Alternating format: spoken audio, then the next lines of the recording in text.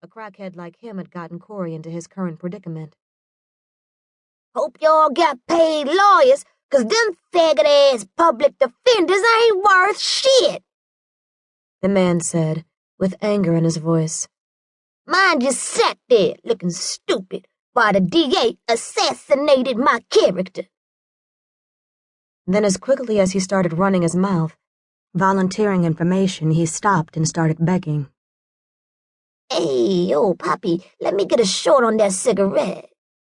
He appealed to the old Hispanic man he was talking to, who never said a word, just handed him the cigarette butt that had been passed around and smoked by practically every man in the bullpen. But that didn't stop the man from wrapping his own lips around it. He wanted a pull on the cancer stick bad. He wanted to fill his lungs with some nicotine, to calm his nerves now that he realized he was going back to jail. When other prisoners from different cells were shuttled past, those in the bullpen hollered loudly to find out how they had fared. "Yo, money, how you make out?" someone yelled out. Escorted by 2 sizable court officers, the man had a dejected look as he said, "That motherfucking Judge Brown just knocked me out the box. He gave me 25 to life." "Be strong, baby boy," the man suggested. "Hold your head, go up north, get the law library hard, and you'll be back in court on appeal." Corey's heart began to pound against his chest at the mere mention of that kind of time.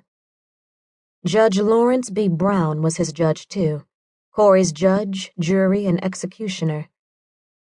Under the Youthful Offender Act, Corey had initially accepted a plea bargain for 5 years probation on the advice of his public defender. But he caught another drug charge while out on bail, and that blew the deal that he'd agreed to. He was now at the mercy of the court, and the court didn't have any mercy. Trouble was nothing new for Corey. All through his turbulent adolescent years, he was running afoul of the law. Now at 16, all the dirt he'd done had finally caught up with him. He had succeeded in getting into major trouble. His sudden departure from home, subsequent arrests, and imminent jail time that hung over his head signaled his arrival into the big time. According to New York state law, he was an adult, though he was still very much a child. Nonetheless, he would be held accountable for his actions. He was moving closer and closer toward the self-destruction that his parents had predicted for him. If he kept doing what he was doing, living the street life.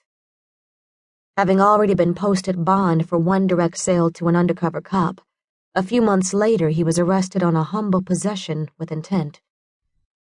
His cab had been pulled over by police for a minor traffic violation, and the vehicle searched. The police found 4 ounces of crack cocaine on him.